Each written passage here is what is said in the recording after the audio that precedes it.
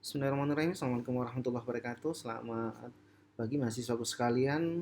Kali ini kita akan melanjutkan perkuliahan rekayasa genetik ya di pertemuan ke-13.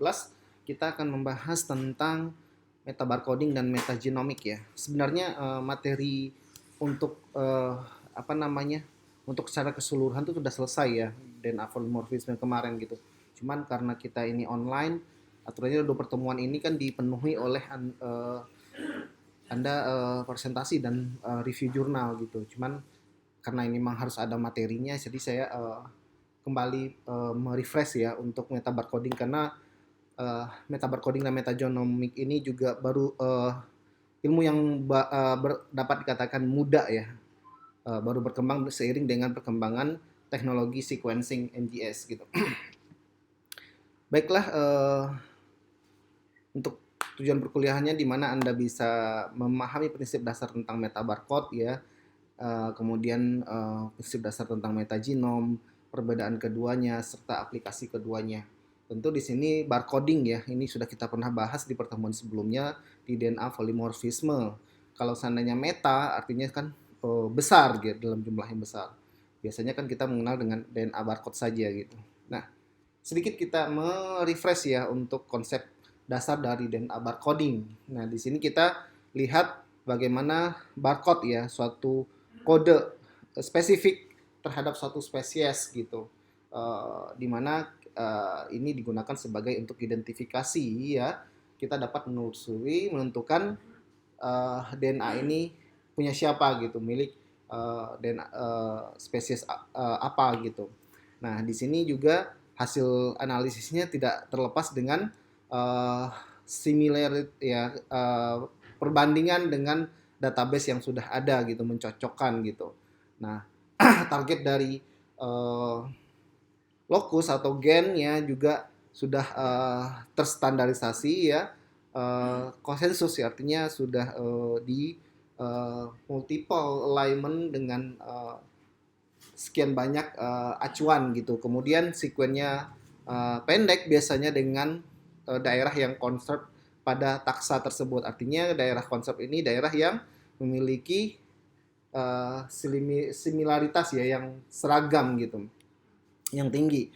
Kemudian dapat dilakukan sequence tanpa menggunakan primer spesifik gitu. Jadi kita dapat melakukan sequencing uh, karena daerah konsep ini artinya dia uh, di beberapa spesies dia konsep gitu, dia seragam gitu, sehingga kita dapat menggunakan ini sebagai universal primer gitu untuk mendeteksinya. Memiliki variasi yang besar terhadap antar spesies gitu. Jadi analisis identifikasi kita secara molekul ini tidak rancu gitu karena dia variasinya besar terhadap antar spesiesnya, sehingga kita dapat menentukan spesies A, spesies B, spesies C gitu. Kemudian namun kecil intraspesies dengan spesies yang lain itu dia tidak seragam. Nah, biasanya kan beberapa yang umum digunakan itu di prokariot, contohnya adalah gen 16S, kemudian di eukariot itu gen 18S, pada fungi itu ada ITS ya, kemudian pada beberapa tanaman dan eukariot, mamalia, hewan dan sebagainya itu daerah pada DNA mitokondria ya, sitokrom oksidase 1. Kemudian pada tanaman lebih pada DNA kloroplas seperti RBCL dan MATKAI. Oke, baik. Nah, di sini kita akan bicara tentang barcode ya, meta barcoding. Artinya di mana kita melakukan suatu identifikasi yang sangat besar dalam cakupan DNA tentu yang beragam gitu. Kita mengambil sampelnya itu dalam eh, pada sebuah lingkungan ya, ada satu lingkungan yang kita tidak perlu eh, pilah-pilah ya, ini spesies A, ini spesies B, ini spesies C, tidak gitu. Kita langsung secara keseluruhan analisisnya. Makanya disebut dengan environmental DNA ya, DNA. Nah, ini ketika prosesnya ya, di mana kita melakukan sampling dalam suatu sampel lingkungan, apakah itu tanah, air, eh, bagian-bagian feses ya. Jadi hanya sedikit, kemudian kita lakukan ekstraksi, amplifikasi DNA dengan primer, kemudian amplikonnya, analisis amplikonnya dari hasil sequencingnya gitu. Jadi dari hasil sequencing itu muncul beberapa fragmen-fragmen amplikon-amplikon DNA yang tidak seragam gitu. Nah ini yang kita seragamkan dengan beberapa yang sudah misalkan ada dikontik lah istilahnya, dikelompokkan sesuai dengan keseragamannya gitu. Makanya kita dapat menentukan dengan analisis bioinformatik, kita dapat menentukan ini kelompok dari misalkan Anda mengambil tanah dari laut gitu. Ternyata di situ di tanah itu ada bakteri, ada feses ikan, kemudian ada ikan yang mati di situ gitu. Jadi bercampur-campur. Jadi bisa dikelompokkan berdasarkan ikan, ini adalah udang, ini adalah dalam satu sampel itu banyak ya kita bisa mengidentifikasinya, ternyata ini adalah DNA siapa saja gitu. Oke, nah tentu di sini kenapa dia dikatakan environmental DNA, karena memang kita mengekstraknya dari lingkungan gitu ya, dari tanah, dari air dan dari udara kemudian beberapa dari dengan banyak target ya, dengan organisme yang banyak target. Jadi kita dapat memetakan pada suatu lingkungan, pada suatu daerah tersebut kelimpahan dari suatu organisme bisa ditentukan di sini gitu. Mana yang lebih dominan, mana yang sedikit gitu. Kemudian kompleks ya, mixnya sangat campurannya sangat kompleks karena dia berasal dari banyak organisme gitu. Kemudian dia bisa mengandung DNA intraseluler maupun ekstraseluler. Nah, ini prosesnya kita melakukan sampling, kemudian ekstraksi DNA ya, amplifikasi dengan barcode primer. Nah, ini yang primer yang kita gunakan itu adalah primer universal tentunya. Kemudian dengan sequencing produk PCR ya dengan next generation sequencing, kemudian baru identifikasi taksa ya dengan referensi database yang ada di GenBank.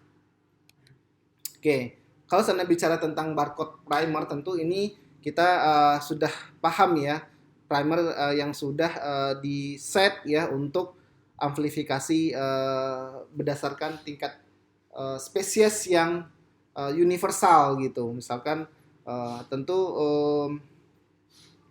spesies ini lebih spesifik terhadap satu, misalkan dia adalah kelompok prokariot, daerah mitokondria ya, kalau ketika mengamplifikasi di daerah mitokondrianya.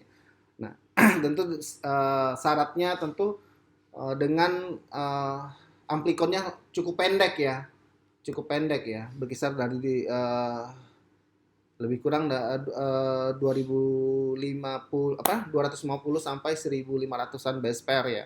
Kemudian terdiri reverse dan forward. Kemudian ini syarat bagaimana mendesain sebuah primer yang baik ya. GC kontennya berapa, kemudian biasanya untuk primer universal itu sudah komersil ya, sudah ada gitu. Jadi kita tidak perlu mendesainnya gitu. Nah, itu adalah meta barcoding. Sekarang kita masuk metagenomic ya. Metagenomic ini suatu metode isolasi DNA mikroba secara langsung dari lingkungan ya. Tadi juga kita langsung ngambil juga dari lingkungan dengan cara membuat pustaka gennya. Nah, ini lebih spesifik, kita melihat gen-gen fungsional dari sampel yang kita analisis gitu. Dengan menggunakan bioinformatik tentunya di sini. Oke, nah berbicara tentang metagenom, tentu ini merupakan salah satu di mana kita mengoleksi DNA lingkungan ya, dari mikroba yang tidak bisa diculture di laboratorium, yang tidak bisa dikultur gitu. Tapi lebih spesifiknya karena memang kita ketahui bahwasanya mikroba merupakan diversitasnya di dunia ini sangat sangat tinggi gitu. Apalagi bahkan dapat dikatakan itu hanya berkisar 1% saja yang bisa dikultur gitu. Sedangkan 99%-nya lagi itu tidak bisa dikultur. Bayangkan berapa perbandingan antara mikroba yang tidak bisa dikultur ini gitu. Jadi sangat potensial ya untuk digali, untuk diselidiki, untuk dieksplor gitu. Gen-gen fungsional yang dihasilkan dari mikroba yang tidak bisa dikultur ini gitu. Oke, kenapa salah satu ya tingginya biodiversitas mikroba di alam ini, salah satunya adalah laut. Sebagaimana kita ketahui, laut merupakan salah satu ekologis yang sangat kompleks ya, mulai dari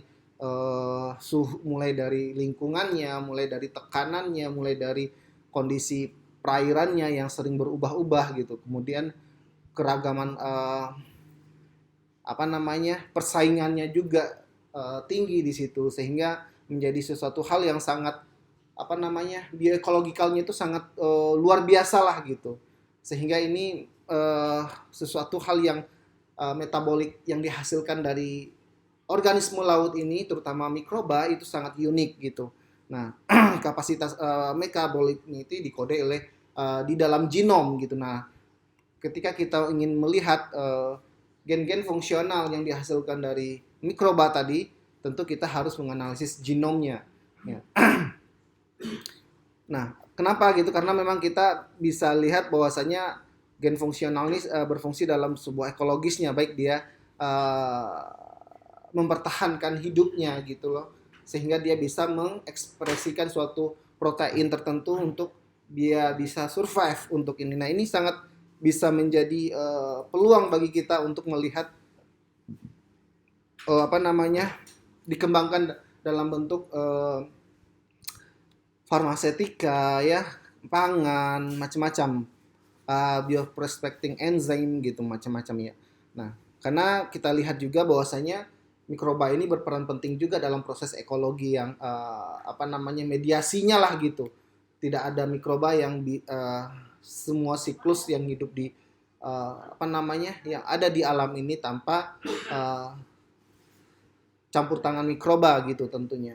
Nah, juga ini juga berpeluang dikembangkan dalam bentuk rekayasa genetik tentunya. Ketika kita tidak bisa mengkultur bakteri-bakteri tadi atau mikroba tadi, kita dapat melihat gennya. Nah, gennya inilah yang akan kita sisipkan ke dalam bakteri yang mudah dikultur, kemudian kita produksi dalam skala besar ya, sehingga kita mendapatkan potensi obat dari bakteri-bakteri yang tidak dikultur tadi. Nah, ini adalah pipelines dari pipeline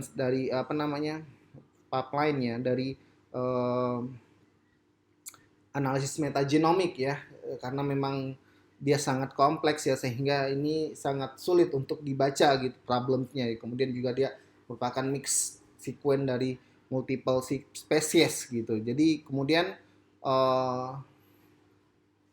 jumlah genomnya juga kita tidak, ini adalah tantangan di mana kita dalam analisisnya juga genomnya tidak diketahui, kemudian cakupan genomnya itu tidak seragam juga gitu. Jadi ini yang membuat analisis metagenom ini sedikit rumit ya, lebih rumit dari metabarcoding gitu, karena banyak gen-gen fungsional yang kita tidak ketahui di situ gitu. Makanya perlu software analisis bioinformatik yang sangat tinggi ya spek ininya. Kemudian bagaimana, apa yang membedakan dengan metagenom dan genomik ya? Ketika kita menganalisis secara genomik, tentu kita di sini mengkultur suatu bakteri yang single cell ya, atau single colony gitu, yang diperbanyak di dalam media kultur ya. Kemudian kita isolasi DNA genomnya dan kita mengetahui adalah jenis spesies dari A gitu. Jadi karena memang sudah dipastikan gini adalah spesies dari A, karena kan kita dari awal sudah mengutul dalam single colony gitu. Kemudian kalau seandainya metagenom ya, kita mengambil dari uncultured microbial consortia gitu. Bisa dari spawn ya, kalau di laut itu kita dari spons atau dari sedimen ya, dari dasar tanah, dasar lautnya ya. Kemudian kita ekstraksi DNA-nya. Nah, untuk ekstraksi DNA-nya umumnya tidak menggunakan lebih bagusnya ya, karena kan kita membutuhkan jumlah kapasitas DNA yang besar gitu untuk membuat pustaka library gene tadi gitu. Jadi biasanya menggunakan manual extraction ya, jadi tidak menggunakan kit gitu, lebih afdolnya dengan menggunakan manual, dengan menggunakan CTAP, dengan macam-macam ya. Ini yang sudah yang pernah saya lakukan untuk tesis saya. Oke, nah tadi kita berbicara tentang bagaimana kita melihat gen-gen fungsional ya, pathway gen-gen fungsional dari suatu mikroba yang tidak bisa dikultur ya. Nah, di sini tentu gen-gen ini berperan dalam proses jalur biosintesis dari suatu senyawa atau dari protein yang dihasilkannya gitu. Gimana kita ketahui ini adalah apa namanya bermacam-macam ya, apakah itu dia dimanfaatkan sebagai penemuan enzimnya, sebagai bioenergi, sebagai untuk rekayasa genetik di bidang pertanian, nanomedicine ya, terutama obat-obatan ya. Kemudian nah, kenapa di metagenomic itu sangat berperan dalam biosintetik jalur biosintetik yang baru ya, karena kan kita dapat melihat kondisi lingkungan itu sangat mempengaruhi apa namanya metabolik, mempengaruhi metabolisme dari si mikrobanya, sehingga dia kecenderungan untuk merubah jalur biosintesisnya itu supaya dia dapat menghasilkan suatu senyawa atau protein yang dapat mengantisipasi tekanan dari luar, dari lingkungan gitu, sehingga ini menjadi analisis yang dengan pendekatan metagenomik ini sangat sangat tepat gitu untuk mengetahui pathway dari sebuah biosintesis senyawa bioaktif ya. Nah ini kita lihat prosesnya ya, Anda melakukan prosesnya gimana.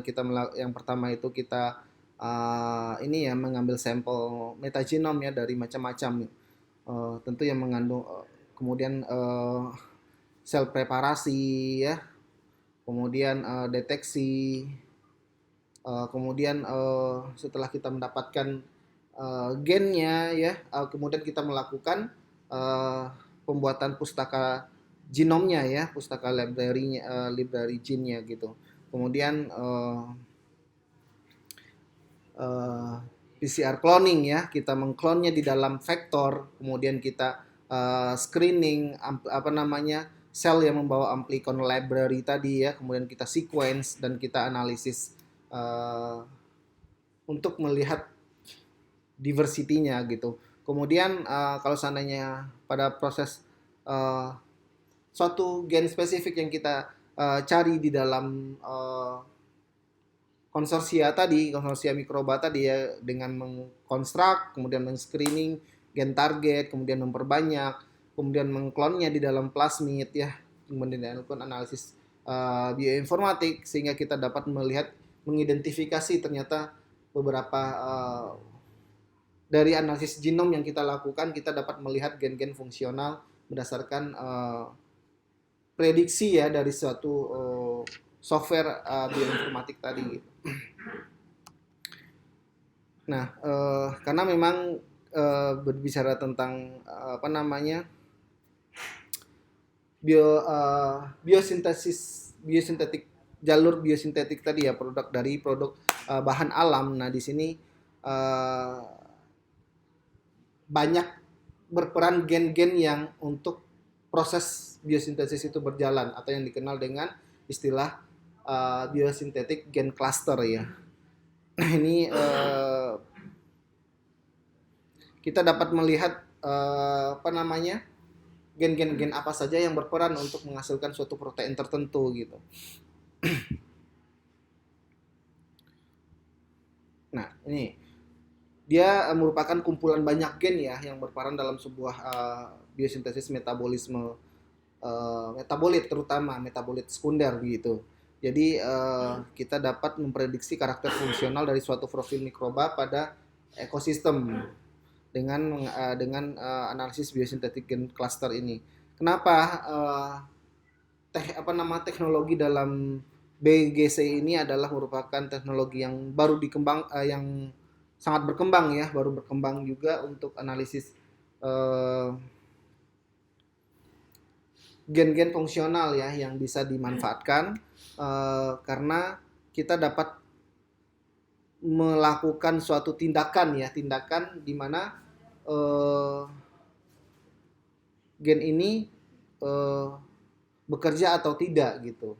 Gen ini memiliki fungsi sehingga apa namanya fungsinya sebagai antimikroba kah, anti cancer kah gitu. Dengan perbandingan struktur protein yang sudah kita ketahui sebelumnya gitu. Nah, ini prinsip pendekatan metagenomik ya untuk pengembangan penelusuran biosintetik natural product ya tentunya ya, senyawa bahan alam gitu. Oke. Nah, ini proses isolasi metagenomnya ya, karena memang kita membutuhkan DNA yang sangat besar gitu, tentu prosesnya ini cukup panjang ya dengan manual ekstraksi gitu. Kita mulai dari lisis buffernya, kemudian kita presipitasi ya. Kita lisisnya juga menggunakan CTAB ya, pada umumnya dengan menggunakan CTAB.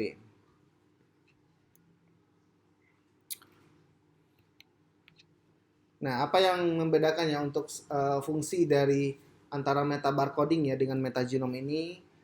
Sedang metabarcoding ini adalah merupakan amplicon sequencing ya, yang hanya bisa sebatas untuk taksonomi analisis ya, untuk keragaman misalkan untuk identifikasi spesies gitu. Kemudian untuk observasi biologikal, kemudian analisis ekologinya gitu. Kemudian di sini hanya sebatas untuk analisis fungsional tuh bersifat prediksi ya, kemungkinan. Kemudian kalau seandainya untuk metagenom ya, itu merupakan shotgun sequence ya, sequencing gitu. Jadi selain dia sebagai, kita juga bisa menganalisis secara taksonomi. Nah, untuk analisis fungsional itu kita dapat mengidentifikasi atau mengkarakterisasi suatu kode sekuen dari protein tertentu atau protein yang spesifik dihasilkan oleh mikrobanya. Nah, ini karena memang untuk kedua analisis ini menggunakan NGS, tentunya sedikit saya akan karena kita sudah membahas NGS sebelumnya, mungkin lebih silakan Anda baca saja ya. Untuk analisis NGS itu memang membutuhkan dengan kapasitas analisis yang besar gitu, dengan pengerjaan yang singkat tentunya. Oke, nah ini beberapa, nah ini saya bilang tuh ada metagenomics ya, metabarcoding, single cell genomic, bisa ketika kita ingin melakukan sekuen whole genome dari suatu spesies, bisa menggunakan NGS juga, gitu, molekuler marker ya, transkriptome sequencing. Oke. Ini kelemahannya ya, karena memang butuh kapasitas ya, penyimpanan kapasitas yang sangat besar ya, karena kita mengolah datanya yang besar juga. Oke, ini beberapa platform yang udah banyak ya di Indonesia ya, terutama yang Illumina ya, ROS, kemudian ada Thermovisor Scientific, kemudian ada Amplify Biosystem. Ini platformnya ya. Dapat dikatakan masih belum banyak sih institusi yang memiliki NGS di Indonesia. Kalau ESA unggul, sayang aja ya, karena operasionalnya sangat mahal gitu. Alatnya udah miliaran, kemudian operasionalnya juga sangat mahal. Kecuali untuk uji tentunya. Oke, baik. Sekian saja untuk pertemuan kita kali ini. Mudah-mudahan Anda dapat saya memang untuk pemahaman ini butuh berkali-kali diulang-ulang ya. Saya sendiri juga masih mengulang-ulangnya gitu untuk memahami.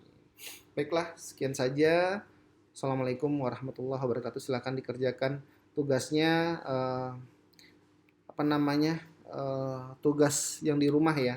Tugas yang di rumah untuk paper, saya harap sudah selesai. Kemudian saya minta Anda menambahkan kenapa Anda memilih untuk analisis keragaman genetik itu dengan beberapa metode analisis polimorfisme yang jurnal yang Anda gunakan itu, kenapa Anda memilih itu gitu. Apa menjadi keunggulannya, apa menjadi kekurangannya kalau seandainya Anda diminta untuk menganalisis suatu keragaman genetik, metode mana yang Anda pilih gitu. Itu ditambahkan di review jurnalnya ya. Sekian saja, terima kasih. Assalamualaikum warahmatullahi wabarakatuh.